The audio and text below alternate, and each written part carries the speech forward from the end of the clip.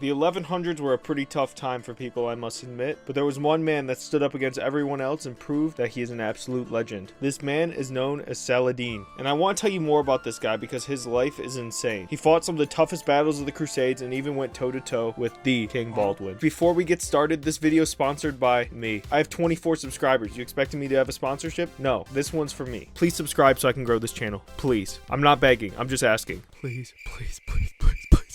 Thank you. Anyways, Saladin was born in a place called Tikrit, which is now modern-day Iraq. He had a pretty good upbringing considering his dad was a higher-up, and his uncle was also a general. Also, at an early age, his parents moved him to Syria, where he got a good education. At this time is also when they saw he had potential to become a military leader in the future because of his good brain. Pause. Anyways, as any teenager does nowadays, a 16-year-old Saladin went off on his first military campaign with his uncle. They were sent on this campaign by a dude named Nur ad-Din, who was the leader of the Zengid dynasty, the dynasty that ruled over Syria at this time. So for the next few years, Saladin's fighting small little battles with his uncle. As he's getting older, other officials are seeing that he's really smart, has a great mind, and they think that he would be a good leader in the future. So eventually that time came. Still in Egypt, Saladin's uncle gets assassinated. R.I.P. uncle. And around the same time this happens, Saladin gets appointed as the vizier of the Fatimid Caliphate. And the vizier is basically just like the top ranked official in Egypt. This appointment's huge because now Saladin has his claws in Egypt. So then 2 years later, the leader of the Fatimid Caliphate dies. And Saladin says, alright, well,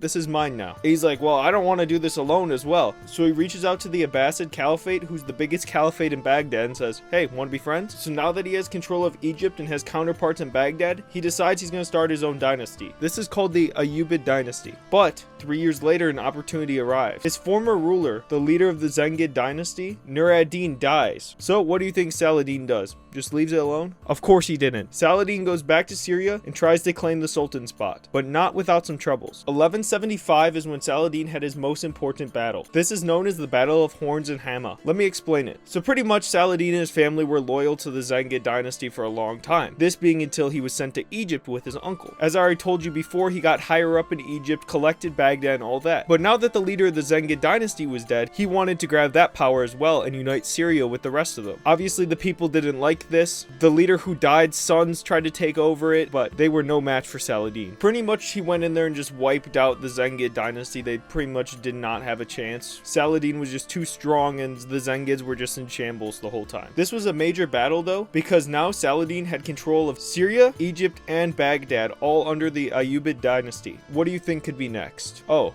maybe the Holy Land, Jerusalem? So 2 years after he just took control of his old dynasty, the Zengids, in Syria, he decides, I'm gonna go take care of Jerusalem, who was held by the Christians and a man we all know named King Baldwin IV. I just made a video on him. Link will be right here. So in 1177, Saladin partakes in the Battle of Montgazard. He went in with 10 times the amount of troops as King Baldwin and still lost the battle. So after this loss, it was time for Saladin to recoup. Saladin and his army followed up this war 6 years later with something called the Siege of Kerak, where Saladin's forces besieged Kerak Castle, demonstrating his ongoing commitment to challenging the Crusaders. This siege is just a small part of a larger strategy that he had to take over Jerusalem again. So 4 years later, that's exactly what he did. This is what's known as the Battle of Hattin. Now that King Baldwin was dead, Saladin goes in and wipes out the Christians in Jerusalem. This victory was celebrated around the Muslim world because now they had the most important Holy Land, Jerusalem. This had holy sites and other things that they just couldn't live without. But Saladin wasn't out of the woods yet. Obviously, the Christians were not happy that they just lost Jerusalem. At the end of the day, it's their Holy Land too. So the Muslims, the Christians,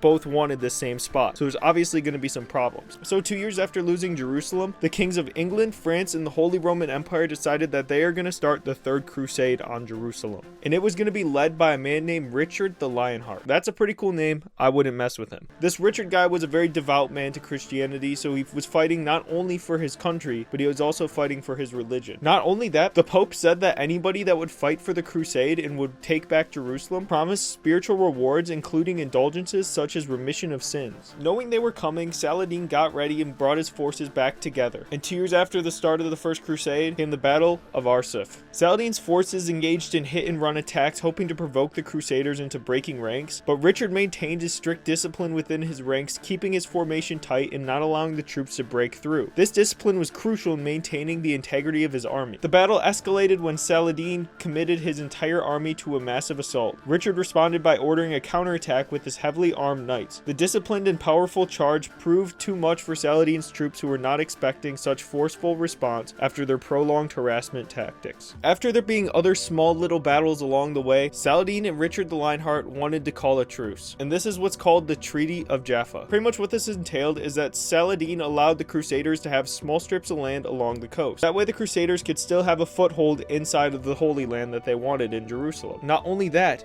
but as long as Saladin can hold control of Jerusalem for the Muslim world, he would allow in any unarmed Christians and or merchants to come in and see the holy sites and have pilgrimages at any time that they wanted. And it was tax-free. This concession was crucial as it allowed Christians access to their holy sites, addressing a key concern of the Crusaders without relinquishing Muslim control over Jerusalem. This treaty was supposed to last for 3 years and 3 months. That way it was supposed to kill hostilities between the Christian and the Muslim world. Only 1 year after it was signed in 1193, Saladin died in Damascus. And when his kids went to go find his money so that they could pay for his funeral, all they found was 1 gold coin and some silver. It turns out that Saladin had given away all his money during his time in the military, either to random Muslims or other people that fought battles with him. This practice was in accordance with his deep commitment to Islamic principles, particularly those emphasizing charity and the welfare of Muslims. Now that we made it to this point, I want to do a little summary to make sure that we're all on the same page, because I know that I do move fast. So, Saladin's born in modern Iraq to the Zengid dynasty, and then he was raised and educated in Syria. At the age of 16, he goes on his first military expedition to Egypt with his uncle. He built up the ranks and became a vizier of the Fatimid Caliphate in Egypt after his uncle was assassinated. Eventually, he abolishes this caliphate and then aligns with the Abbasid Caliphate, who are in Baghdad.